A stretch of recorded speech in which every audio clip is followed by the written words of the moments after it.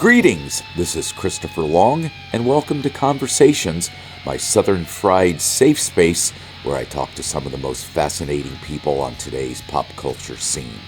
In this fifth installment, I'm visiting with the amazing Kimberly Morgan York. I chatted with the rising country singer-songwriter about all sorts of stuff, from her just-released debut album, to her passion for Tammy Wynette, to her secret love for the rock band Kiss. Grab yourself a tall glass of sweet iced tea. This edition is going to be tastier than a chunk of my mama's cornbread. On the line with me this morning, one of the most amazing artists on today's real country music scene, all the way from Athens, it's Kimberly Morgan York. Good morning, Kimberly. What's happening in Athens? Good morning. It's been a crazy morning. I had to take my daughter to the doctor for a sinus infection, and we're doing this interview, and then I hit the studio with my band in about an hour, so it's got a lot going on. Getting right down to business, your debut album, Found Yourself a Lady, dropped just a couple of weeks ago, and I gotta tell you, not for nothing, it's one of the most exciting records to come my way since I discovered the first Dwight Yoakam album back in '86. Oh, wow. Thank you so much. We recorded it in 2006 with my old band called the Ever-Loving Band, and that was my ex-husband, Brad Morgan, who's in the Drive-By Truckers, and then Adam and Wendy Music and Chuck Bradburn, who were in a band called Southern Bitch at the time. It was really great. And we called ourselves the Ever-Loving Band because Brad and I were married, and Adam and Wendy were married, but guess what? Nobody's married anymore, so we're no longer Ever-Loving. So I have a whole new band. Are we ever liking? Oh, yes. Like, we all get along very well. And actually, when Brad's on the road, I spend a lot of time with his current wife and daughter, because we're one big family now. That's sort of a Fleetwood Mac dynamic there. We got it going on. Authenticity and honesty are two components of your music that are really being picked up on and noticed.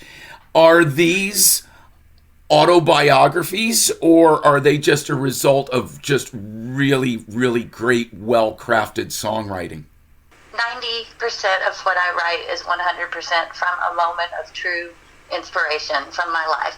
I would say 10% of what I write is a composite of different experiences brought together and made into one moment. Because, when I write a song, you're just trying to not be too complicated. We're just telling a story of a particular moment and feeling it and then moving on, So, a lot of these songs are about, being young, getting your heart broken. And those first heartbreaks are the worst. Sure. And, as my songwriting has developed, I do feel like I have, even though I stay with my own theme of myself, they go deeper. I think that my new writing is a little deeper than the old. But yeah, on Found Yourself a Lady is definitely autobiographical in every way. Can we talk about a couple of specific songs? Sure. A couple of my favorites. Back in the 70s, they had, I think it was a shampoo commercial, and the tagline was, "You only get one chance to make a first impression." Oh, yeah. So that first track, that lead-off track on a debut record, is so important. And I had received an email from my editor at a magazine I was writing for, and all I had to go by was the album cover for Found Yourself a Lady. And as a guy who grew up with, Donna Fargo, I saw that cover and went, I have to know what this record sounds like. And the first track, right off the bat, Don't Cry to Me, that's when you hooked me. You didn't hook me on track 3 or side 2. Right. You hooked me and just thwacked me Dwight Yoakam style right off the bat. So tell me a little more about Don't Cry to Me. Thank you. That's one of the ones that is, it's about an old lover, of course, that I spent a whole lot of time with and a whole lot of money on. And he was just a big old liar. he always had something else cooking in the background, And so I put that song together for him. And I mean, I don't think he even knows that that's for him, but I was just inspired one day. And actually what happened was, when I met Brad that day, this man who had not been, a superb partner, had mentioned the fact that he thought we should get married. And I was like, no. I think I've met this other guy, So we did not get married, and I wrote that song. Another standout that I love so much from the record, Southern Girl Blues. Oh, love it. That is completely and truly inspired by, I had been living in San Francisco and playing some music and working in real estate, and I was working for a pension fund advisory firm, if you can imagine that. And I decided I wanted to do music, and so I went back to Kentucky and lived on a houseboat for a summer and wrote a lot of these songs. And that one I wrote sitting on Lake Cumberland in Somerset, Kentucky, just thinking about, this is where it's at. This is who I am and where I'm from. And I've lived in New York and Colorado and California, and there's just always this little sorrow in my heart in these other places, and it feels good to be back home. And I just happened to have met a man that, I really hadn't dated any Southern men because I spent my whole adulthood away from the South, and so I was like, I like this. So that's what that song's about. And that is why the song feels so honest and true, is based on those real experiences of yours. Another song from the record that seems like there might be an even bigger story than what we even hear in the song itself, Deuces and Jacks. Oh, I love it. Yes, that song I wrote for my family, my parents, when I was a little kid. My dad had 10 brothers and sisters, and so on Sundays, we usually went to my grandmother's house, and there were 50 people there at any given time, because if all the kids and their spouses were there and their kids, and then somebody always brought a friend, and my grandmother would cook. And at night, they would play quarter ante poker, just to have fun. So they would get the change out of their car or whatever and go in, and they just play poker and whatever. And this game that stuck with me that they always played was Deuces and Jacks, Man with the Axe, and a pair of natural sevens takes all. And anyway, that's what that song is inspired from, is sitting around watching my family play cards at night. And it's some of my best memories, because it was always loud and lots of laughter. And of course, everybody smoked back then. You could just smell the smoke and the whiskey, the bourbon. We lived in Kentucky, and it's a good feeling. And so, and also Pittman Creek is part of Lake Cumberland, where I grew up. And I talk about, we played a game on Pittman Creek because my grandmother lived really close to the Pittman Creek Bridge. Let's talk about Real Thing. Oh, that song I wrote after Brad and I got married, and he was on the road all the time. The Tuckers were on the road 300 days a year back in the early days, and I was home alone with the dog, and so when it was just tough, and they weren't making a lot of money, and I was trying to support us and keep it all together, and when he got home, everything was all right, we had the real thing. It was just, everything was fine in the morning, in the sunshine, at home, alone, and I just liked when the world stopped and we got to be together. And times changed. We got divorced 10 years later, but it was just, I think a lot of people experience that, you just find that person that is your safety and home for that moment in time, and you hopefully it lasts a lifetime, but it doesn't always do that. But that's what that's about. And we had a little poodle that his mother had given me while he was on the road to keep me company, and her name was Sweetie, and she only just recently passed away. She lived to be 16. So anyway, it's just a real song about wanting to steal those moments with your special person and not caring about, we don't have everything, but this sure is nice. I have a random question for you. speaking of songs and the backstory on songs on your record, was or is your mother really the best woman you ever knew? Oh, yes, she is. Her name is Barbara, and she is such a lady. She just is always taking care of everyone else, and she's just, you won't find her doing something that would embarrass her family or her husband.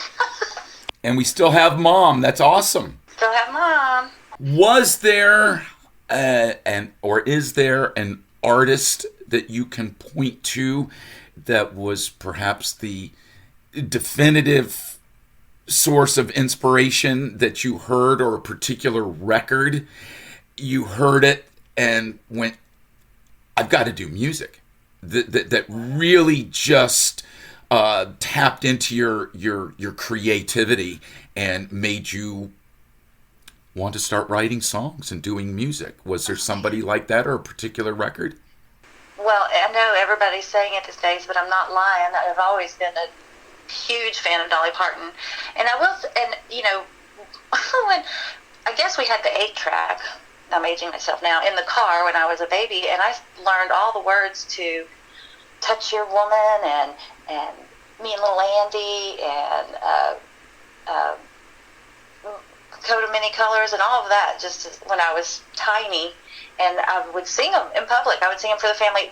Once again, with that big 10-person family, sibling family, we would they all played music, and we would get together, and I would stand on the coffee table and sing while my uncles and dad played the guitar for me. So it was always there. And we sang a lot of Dolly. But then I would say the album that probably really got me was the Trio album with Linda Ronstadt and Emmylou Harris and Dolly Parton. And that one, I really wanted to learn how to sing all those parts, and I already was performing. I was just excited about this idea of collaborating with people, because that's what I had always done. And my sister and mother sang, we would sing the 3 parts, and yeah, I would say that was, and that one had some really interesting songs, lots of, and a variation of songs, because the 3 of them picked what they were going to sing. They weren't all written by them, I don't think. Let me ask you this about that album, Trio. Is it wrong, or will I have to turn in my man card if I confess to you that record still makes me cry like a little baby in certain spots? Oh, no, that's wonderful. I agree. I love it. I love Linda Ronstadt singing Hobo's Meditation and Telling Me Lies, and yeah, it's great. That's the track right there, Telling Me Lies. When they come in together, the sound of those 3 voices together just puts me in a fetal position in a corner. So beautiful. Yeah.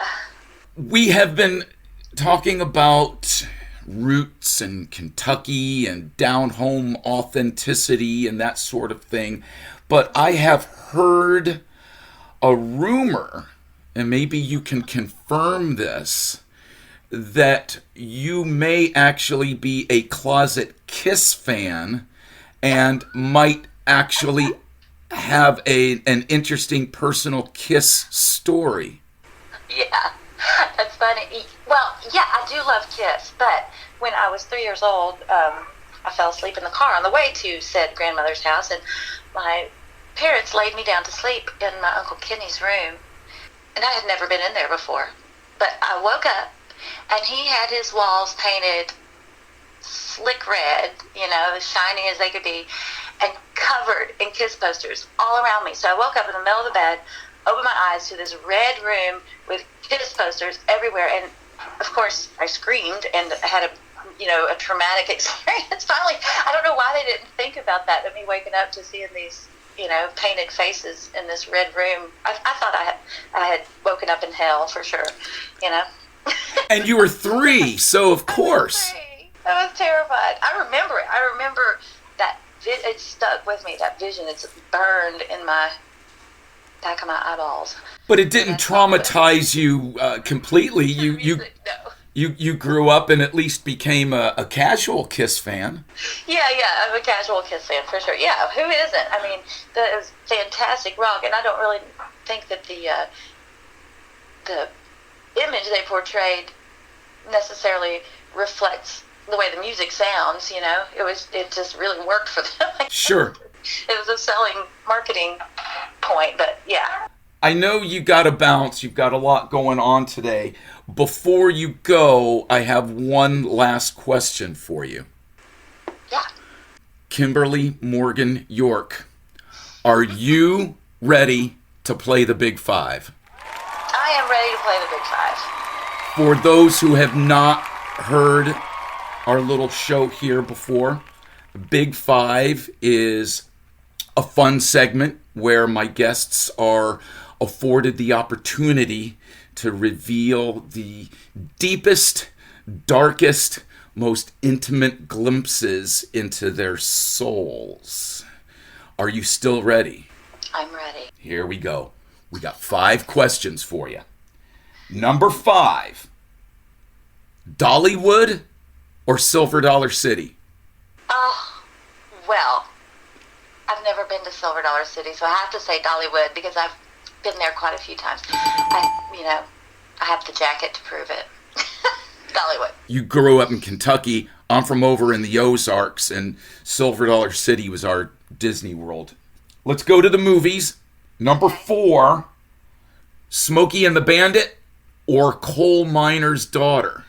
Oh, that's not fair. That is not fair. Because, who doesn't like Burt Reynolds? I mean, that hairy chest and that laugh, But Cole, I have to go Coal Miner's Daughter because I've probably watched it 100 times. And, that is one of the things that I watched as a kid that I would sing along with. I really fell in love with her story. She's from near where I'm from. She's from southeastern Kentucky. She's a little more east than where I grew up. She's like from Pikeville area. But, yeah, she was an inspiration. Coal Miner's Daughter. The Loretta Lynn story. I have it on DVD and VHS, and I've watched it at least as many times as you. Yeah. Being from the South, something I need to know about you. Stuckies or Buckys? Oh. Are we familiar with those? I know. Well, they have them at truck stops. They are truck stops. You got Stuckies truck stops and you got Bucky's truck stops. Well then Stuckies. I do know about Stuckies. It just depends on where you want to buy your 8-tracks at 3 in the morning. And my gummy bears, yeah. I will recommend a Bucky's experience when you're out touring this summer. Is that the one with the beaver on the... You know. You do know. Okay. Number 2. We're getting down to the nitty-gritty. Hang on. Hee-Haw or Dukes of Hazzard? Hee-Haw all the way. I loved Hee-Haw growing up. Yeah, Hee-Haw. Good girl. Good girl. Okay. This is the big one. Everything is riding on question number 1 in the Kimberly Morgan York edition of Big Five. Here we go. Number 1, Tammy or Loretta? Oh, Lord, Tammy. Wow. Pick Tammy. Would you care to elaborate? Yeah, I mean, she's just tough as nails. And I don't know, I loved her. I love her songs. And I've done a lot of, I do shows with a guy named Clay Leverett, and he's George Jones, and I'm Tammy Wynette. And we've played Georgia Theater and other places where we do our little tribute to them. And I just love singing Tammy songs. I love singing Tammy songs. And it's funny because I don't know how much she wrote of what she sang, but I just love her voice. I love her story. I love that she struggled. Well, congratulations, Kimberly Morgan York. You have survived a round of Big Five. Well played. I have a random bonus question for you. Oh, okay. If you're ready to go into overtime here. OT. Who wins in a bar fight between Miranda Lambert and Kane Brown? Miranda Lambert. She's scrappy. Good answer. Yeah. Kimberly Morgan York, you are a busy, busy, busy gal today. I'm not going to hold you up anymore, but I am going to thank you so much for calling in to Conversations. Thank you. It was great. Perhaps we can get together and do it again soon sometime. Would love it. And that puts the wraps on another action-packed edition of Conversations. Thanks to the amazing Kimberly Morgan York for stopping by. A big high five to my producer Liam Cannon, who puts the show together at Janus Studios in Palm Bay, Florida. I'm Christopher Long. You can find scads of my interviews, reviews, and features online at v13.net. You can also find me on the Twitter at AuthorLong. As always, thanks for listening to Conversations.